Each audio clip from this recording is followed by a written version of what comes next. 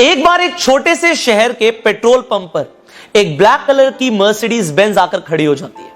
अब वहां पर जो लड़का पेट्रोल डाल रहा होता है वो उस गाड़ी को देखते ही बहुत ज्यादा एक्साइटेड हो जाता है, मानो उसकी खुशी का कोई ठिकाना ही नहीं है। अब उस गाड़ी से जो मालिक होता है बाहर निकलता है और उस पेट्रोल पंप पे जो लड़का होता है उसे बोलता है कि इस गाड़ी में 2000 का पेट्रोल डाल दो। अब वो लड़का पेट्रोल डालना तो शुरू करता है, बट वो गाड़ी पर इस तरीके से मोहित हो जाता है कि सिर्फ गाड़ी को ही देख रहा होता है। अब जो उस गाड़ी का मालिक होता है उस लड़के से पूछता है कि क्या सोच रहे हो। वो लड़का बोलता है, सर ये मेरी ड्रीम कार है, मैं भी चाहता हूं कि मैं मेहनत करूं, मैं भी एक बड़ा आदमी बनूं और मैं भी एक दिन इस गाड़ी को खरीद पाऊं।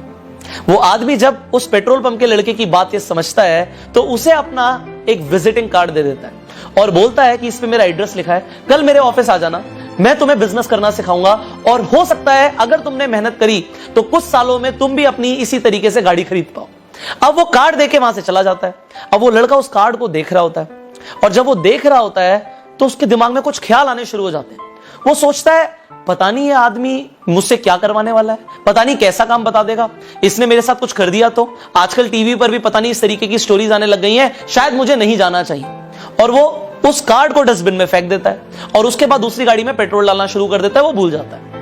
अब 3 साल के बाद उसी पेट्रोल पंप पर बिल्कुल उसी तरीके से एक और ब्लैक कलर की मर्सिडीज आके खड़ी हो जाती है, पर इस बार जो अंदर मालिक होता है वो कोई और होता है। मालिक बाहर निकलता है और बोलता है 2000 का पेट्रोल डाल दो। अब पेट्रोल जब भर रहा होता है वो लड़का फिर से उस गाड़ी को देख रहा होता है, पर जो मालिक होता है वो बोलता है, तुम्हें याद है आज से 3 साल पहले यहां पर इसी तरीके से एक गाड़ी आके रुकी थी।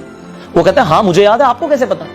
तो वो कहता है, तुम्हें यह भी याद होगा उस आदमी ने तुम्हें एक विजिटिंग कार्ड दिया था। वो कहता है, हाँ बिल्कुल याद है, बट वो कार्ड तो मैंने फेंक दिया था।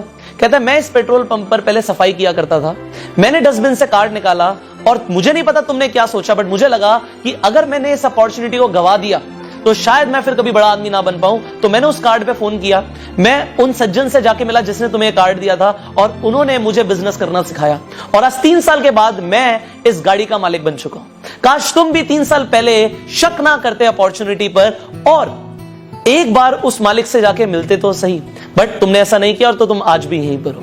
यहां पर आपको एक बात समझनी चाहिए कि लाइफ में हमारे पास जब भी कोई अपॉर्चुनिटी आती है तो हमें एक बार बिल्कुल खुले दिमाग से अपॉर्चुनिटी को समझना चाहिए।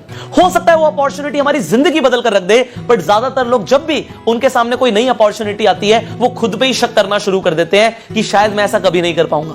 बट ये शायद जो है ना, ये सबसे ज्यादा सपनों को गला घोट के मार देता है। आज के बाद अगर आपके पास कोई अपॉर्चुनिटी आती है और कोई इंसान आपको किसी बिजनेस के बारे में, किसी अपॉर्चुनिटी के बारे में बताता है, तो आप एक बार खुले दिमाग से उसे समझें। अगर आपने समझा तो हो सकता है वो अपॉर्चुनिटी आपकी जिंदगी बदल कर